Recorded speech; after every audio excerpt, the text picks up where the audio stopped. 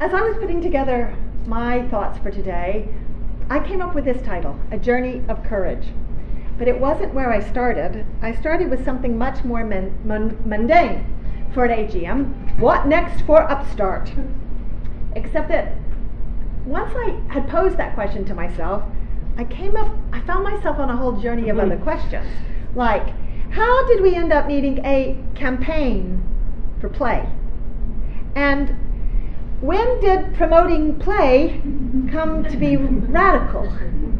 And then I got to, is there something about play that scares us? And that's when I realized that exploring those questions take us on a journey of courage. So that's what I want to do today. I want to take us on a journey of courage, and it has 4 stops. The first one is the Resilience Tour, which has been across the whole of Scotland in a way that Tina Hendry and I never dreamed it would be when we started it. The second stop is this lovely little house.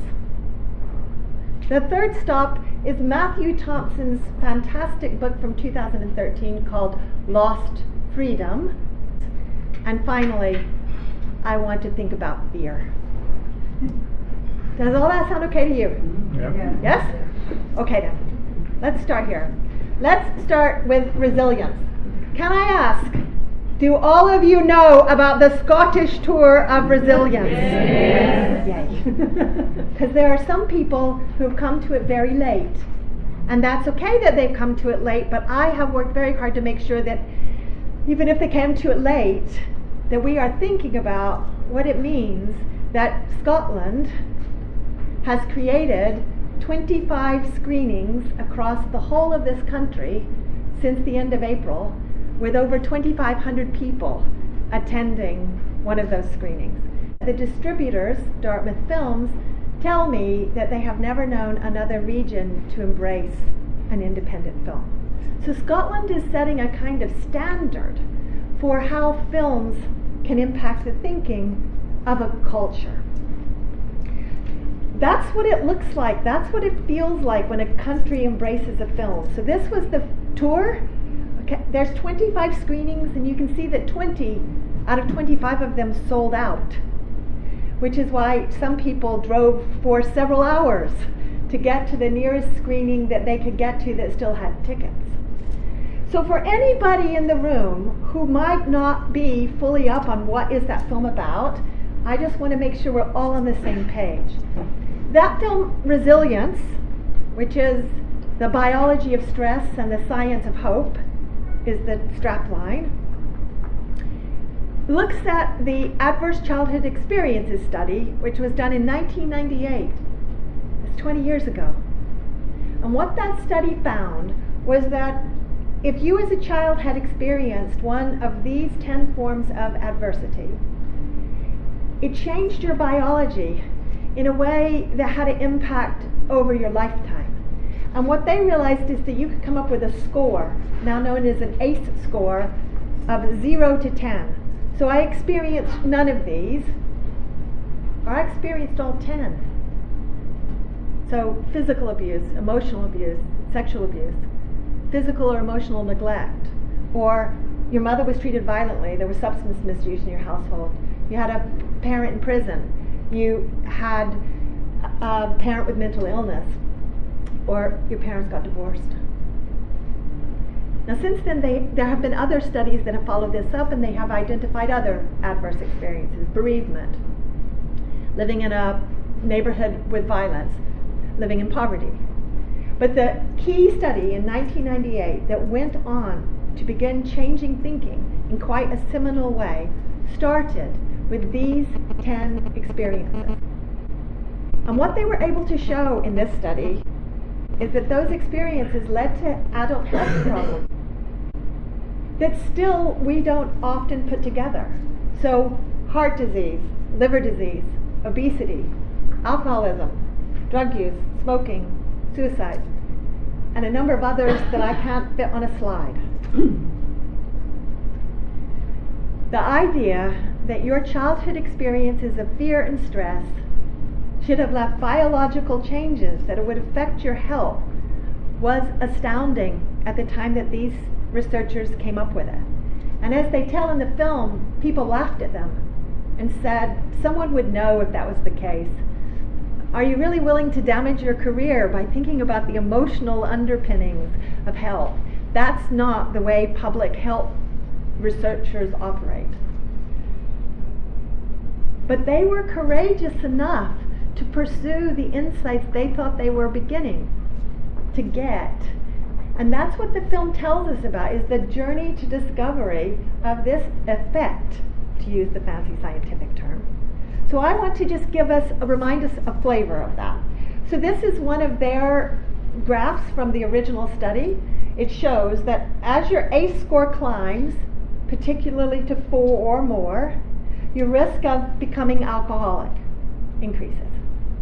With every single adverse experience you have, your risk of becoming alcoholic increases. Here's another insight that comes out of that.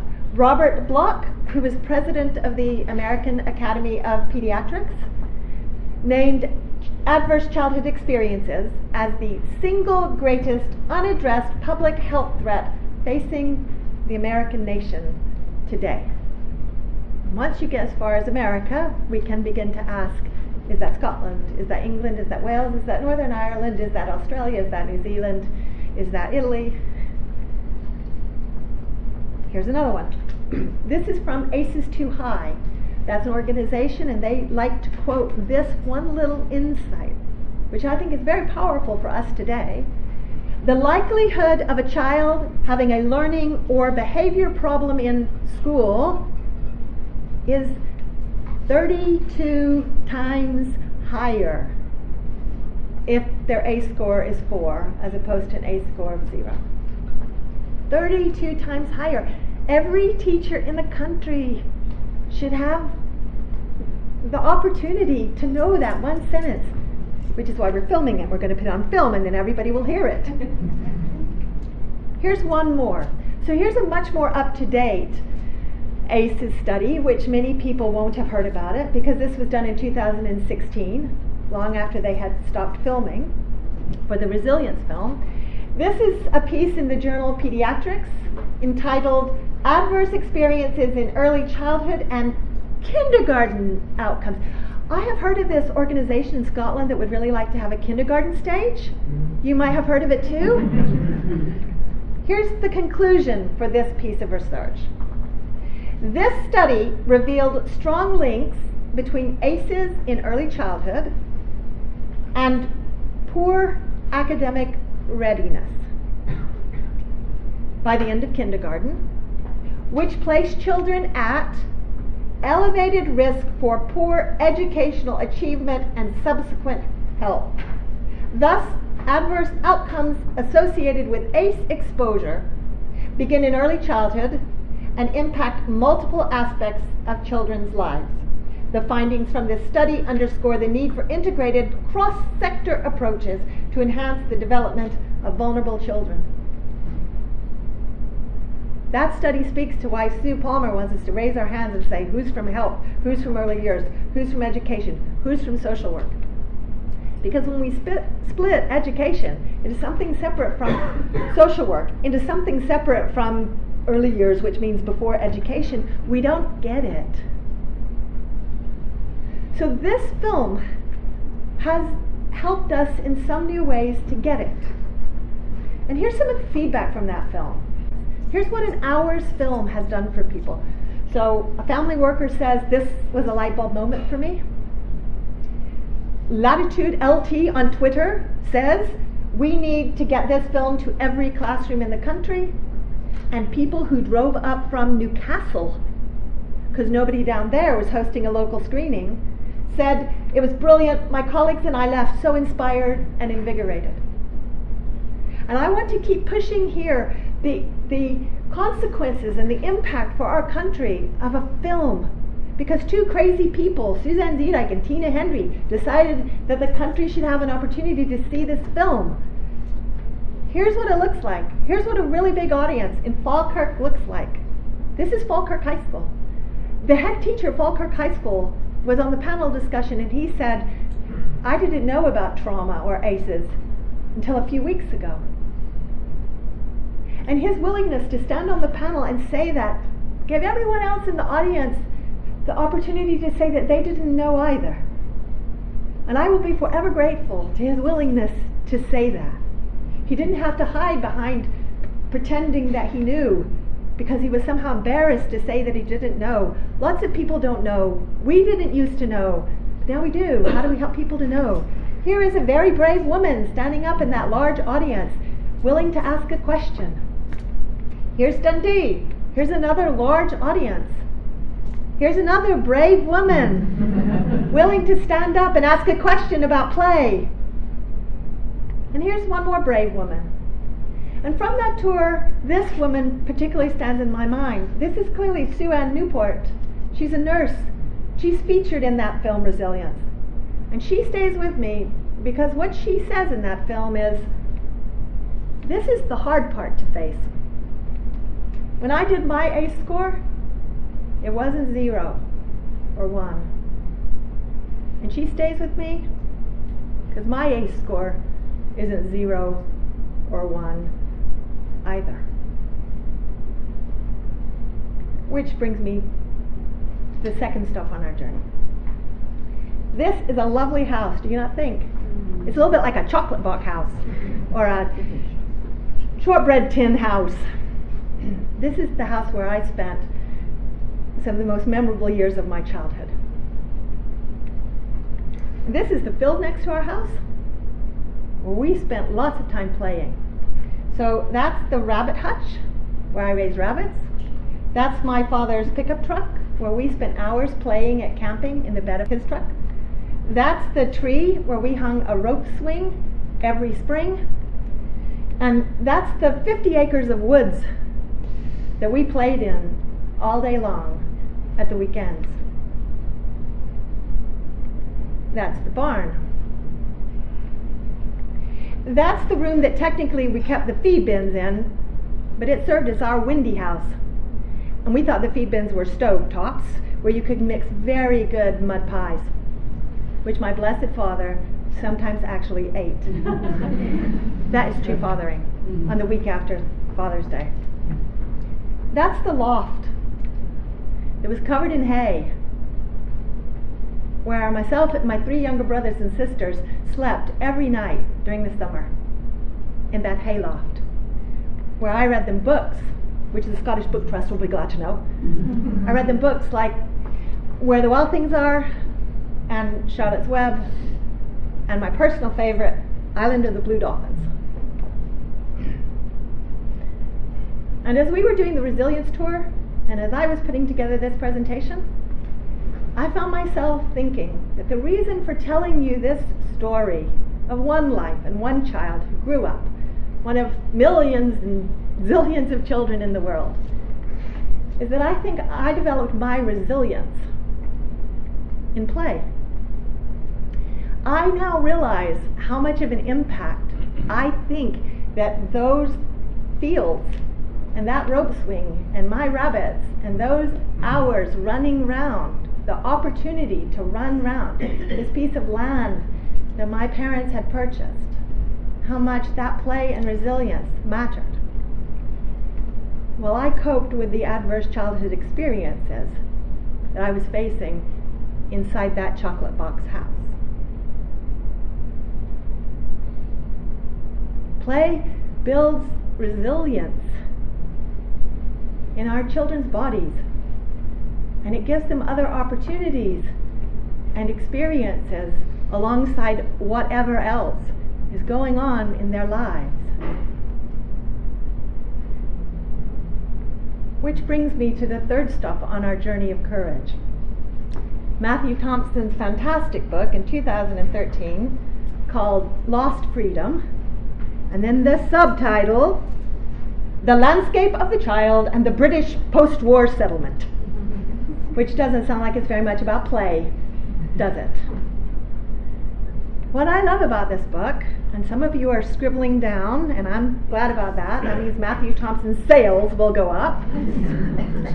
What I like about this book is that he helps us to think about how a historical, cultural period shapes the experiences that children can have, the political discussions going on at the time shape children's real lives, and therefore the biology that they take forward into their future. So here's a quote from that book. He says, attachment theory, which emerged during that period after World War II, called attention to the importance of protection and love in the family home. And then he points out something that we often forget when we talk about attachment. It also emphasized the importance of play and freedom. And if you need that said more concisely, here's another way to say it. The psychological need to play emerged from this period of scientific study to be as much a dictum as was attachment. For the people who birthed attachment theory, John Bowlby, James Robertson, Klein, Freud, play was seen as emotionally vital. And so Thompson's historical analysis of this period after World War II, when attachment theory was being born, because it's after World War II, society was in the midst of a lot of change, shows us the origins of some of the key themes that I think we have in today's debates. So here are two of them. One is caring for children, and I was sitting at the back there when David said education can be done in caring for children. I was going, yes, back to my slides, good, there's a link. Okay. Thompson talks about caring for children, and he summarizes it this way. He says, Bowlby offered a simple and universal solution to virtually any question about childcare. Bowlby's answer was, provide as much love as possible, love them, and leave them be. And then he added, stop worrying and relax. Here's the second thing that Thompson talks about. He makes us think about British culture. And he said, these ideas from attachment theory and play and freedom and the protection of the family home, these ideas were from their beginnings in the 1940s entangled with the creation of a modern social democratic welfare state. Which is interesting, because when we train early years staff or teachers in attachment theory, we normally do not bring any politics and a social democratic state vision to talking about scientific theory. And yet Matthew Thompson is trying to remind us that they were from the beginning interwoven. And they are still. It's very interesting that when we think about these, we can find themes then with themes today. So this is Alison Gopnik's book in 2016 called The Gardener and the Carpenter. And when it was reviewed last year in The Guardian, here's how they summarized her argument. She says, we worry too much, and we do too much for them. Children flourish when they are given freedom. When it comes to looking after kids, be a gardener, not a carpenter. Plant the environment in which they will flourish. Stop trying to make them, create them, and carve them. We hurt them when we try to create them, rather than fertilize them.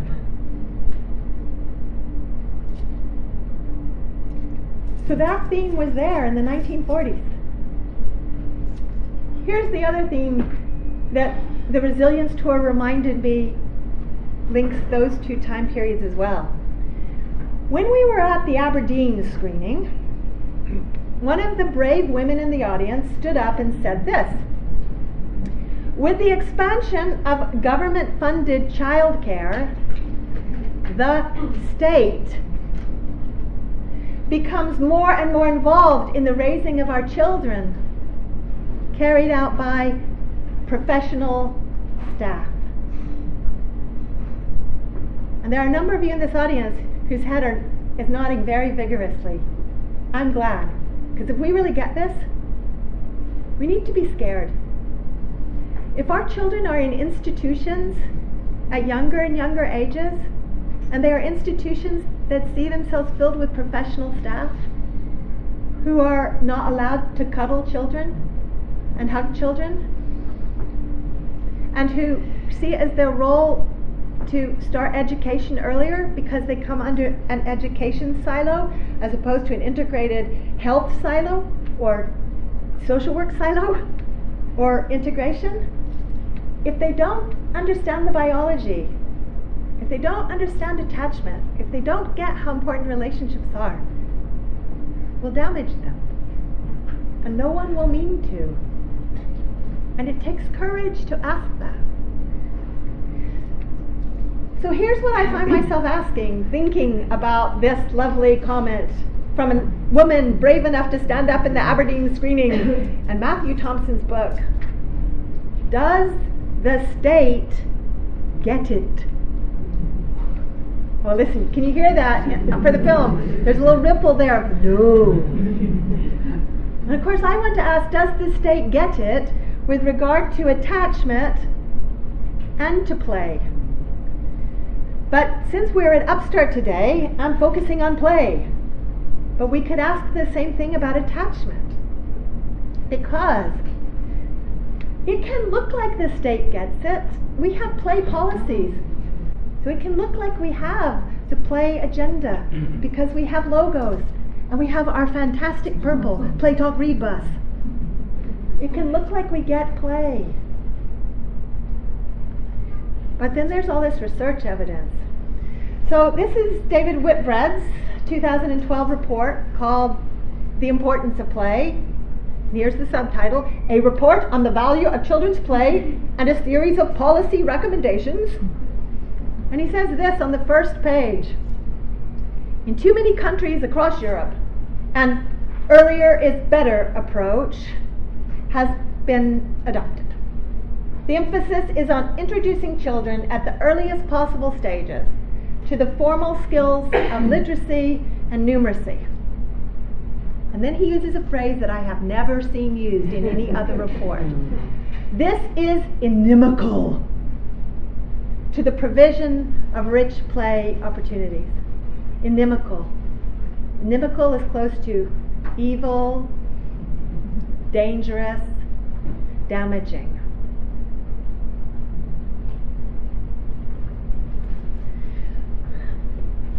So I found myself thinking, if the state gets it, there's a report that has the word inimical in it about policies that the government currently has in place, even though they have play logos. I could get very frustrated by this. And of course, at one level, I am frustrated. But I cope with frustration by getting curious. How is it that we can have play logos? And I'm sure there are people in the government who've read David Whitbread's report, and they know about the research evidence. And now we've got all these people around the country that have been to see the resilience film. If the state gets it, why do we need an Upstart campaign? Why isn't it already part of policy? Why are all of you not out in the sunshine instead of in this slightly dark room? Why do we need to have an AGM? If the state gets it, which of course a number of you clearly think they don't because of that ripple of no. Okay. If I ask myself that question, then here's my next question. Maybe our society doesn't get it either. So maybe we shouldn't think of Upstart as about educational change, as important as that is. Maybe we need to think of Upstart as a campaign about cultural change, which changes slightly what we think we're doing and how we're doing it and the language that we use. Although, if you see education as simply about culture, and I don't know if I like the word simply there, then that isn't such a big shift. And Sue Palmer's sitting down in the front going like this. No, it's not a big shift for her. But I'll bet it's a big shift for some people. That education and culture and a campaign could be part and parcel of the same thing. The education is part of culture. That's really what David was trying to say. David got Glastonbury here. Like, that is really cultural. Okay? Okay. So if we get that far, that brings me to my final stop. That brings me to thinking about fear. So now I ask myself, does play scare us in modern 21st century Scotland, even with our play policies?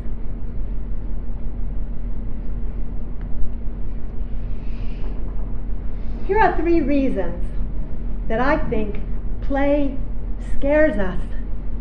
And I think a campaign for play taps into that fear. If you are arguing for play as a basis as the ground within which children should grow up, then you have to live with uncertainty. That's what Alison Gopnik is saying in her book. When you plant a garden, you hope. You do your best hoping that if you've got it right and you laid it out right and you paid attention to the light and you paid attention to the soil and you got your fertilizer in, you hope that the flowers will blossom. You live with uncertainty. And so I think a play agenda requires us to live with uncertainty. It's about process. It's not about guarantee outcomes. There's no control. We have to live in a bit of faith. That is scary in a world in which I think more and more grown-ups feel scared today. Parents of babies are overwhelmed with the amount of parenting advice they get. In fact, some people think that we really shouldn't be talking so much about the neuroscience because that just makes parents even more anxious. I take the view that the neuroscience is incredibly helpful if it's delivered in a tone that isn't scary. But if you are now asking already scared parents to endorse a play agenda, to live with more uncertainty, I think it taps into fear. Here's a second reason that I think play creates fear for us. If we're going to promote a play agenda, we fear being perceived as inadequate. When you let your children run on the street today, you would be seen as a bad parent because you're putting them at risk of traffic. When you let your child have a temper tantrum because you understand about the neuroscience, you know that Mrs. McGlinchey might be at the end of the aisle going, can you keep that bairn under control? If you're a teacher who wants to take the children out to draw trees, you fear being perceived as an inadequate teacher because you're not apparently focused on numeracy and literacy. If you're a head teacher who wants to promote that, you have to stand up to your local education authority. If you're a politician, maybe one named John Swinney, you fear being perceived as an inadequate politician because you don't appear to be interested in pushing numeracy and literacy when Scotland has such low rates of numeracy and literacy. It takes courage to promote a play agenda when that is the wider culture in which you find yourselves operating. And so when you decide that you're brave enough even to do both of these things, then you risk being regarded as a troublemaker. Countercultural action always threatens somebody. So I can think of the stories that I've heard of the teachers who have told me that they are not allowed to talk about the Upstart campaign because it's not council policy. And some of you are laughing and some of you are nodding your heads. I can think of the woman who wanted to schedule a local community discussion of Upstart. And she needed to book a room to do that. And when they asked what she wanted to talk about, and she said she wanted to talk about Upstart, they told her that she couldn't book a council-owned property because Upstart wasn't council policy. I think that's fear. If you want to do this, if you really want to be an Upstarter, and you really want to talk about play, then you need to know that it will threaten other people. Because what I am trying to say, and I think what David is trying to say, is that a push for play is countercultural now, and it taps into people's fear. And you will need to live with uncertainty, you will need to risk being perceived as inadequate, and you will need to know that you will threaten somebody, and you will need to say, here we go, with curiosity, because that's just part of the parcel. So as I wind up, here's a lesson all of that tells us. That giving our children what they truly need, first of all requires that we be able to confront our own fears. And that's as true for parents as it is for systems. If you really want to be an upstarter, you're going to have to help your system be brave. And systems are a bit scared. It's hard for systems to be brave. So here's the bad news, Upstarters. I think that Upstart taps into fear. Okay? I just think, I have come to the conclusion that Upstart's scaring some people. And that's actually good, because it means the message is getting out there, but it's not always fun. So I hope it is helpful to know and remember in the middle of that Upstart and a vision for play and a different vision for society, like David was talking about, is not just about the evidence. It's about courage. This is a campaign for courage, and that requires courage to drive it. That's the bad news. Here's the good news. I think there are new energies in the country. There are new discourses and new topics. There's ACEs and trauma and biology and health that now exists in the country, that discourse, that discussion that didn't exist in April. And the interest and the concern about that energy now exists to tap into a discussion about play. And if we bring to that something about our historical awareness and more historical curiosity about how we got to where we are now, how we got to neoliberalism, which is that we are all worth the money that we spend, or the money we're going to churn out once we've grown into an adult. That's neoliberalism. David didn't use that word, but that's what he's talking about. How did we get from social democratic welfare state in the 1940s to neoliberalism in 2017? That's what Thompson's book helps us to think about.